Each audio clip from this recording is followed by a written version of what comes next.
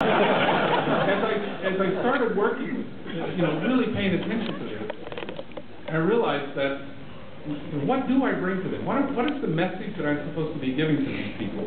That they're lost?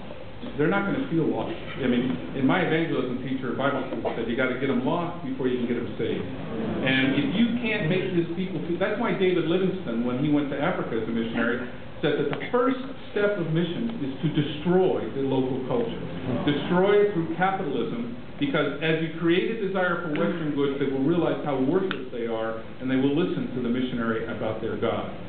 That is an effective strategy, by the way. That the church growth movement that was alluded to earlier is also a movement in missionaries, among missionaries, and it says that the groups most likely to respond to the message of the gospel are groups that have been traumatized.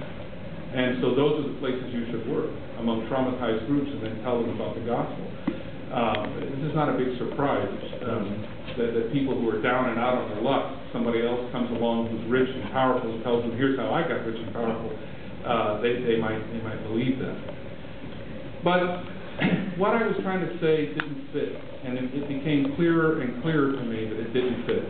And when it was just completely irrelevant, and it was even more than a feeling of irrelevancy. It was a feeling of profanity, that I was profaning something very beautiful by telling them that I had access to truth that they needed, when clearly I didn't. Over the years, I've taken a lot of people with me to the Peterhouse to do different kinds of research. So I took a team, and these claims about no numbers and no quantifiers and this sort of thing have been really exciting. So in 2007, I took a team of people from Massachusetts Institute of Technology, Brain, and Cognitive Sciences. And they went down to do some experiments, and while we were there, one of them, who was actually my first PhD student and now a full professor at MIT, said, these seem like the happiest people I've ever seen in my life. And I said, yeah, well, how would you measure that? I think they are too, but when I tell people that, they say that's silly. So how would you measure whether they're the happiest people or not? Well, as true psychologists, they said we measure the time they spend smiling and laughing, and we measure the time that other cultures spend smiling and laughing, and that's probably not a bad indication. They said, as one of them said, I haven't looked at these people at any one time and not seen the majority of them looking happy.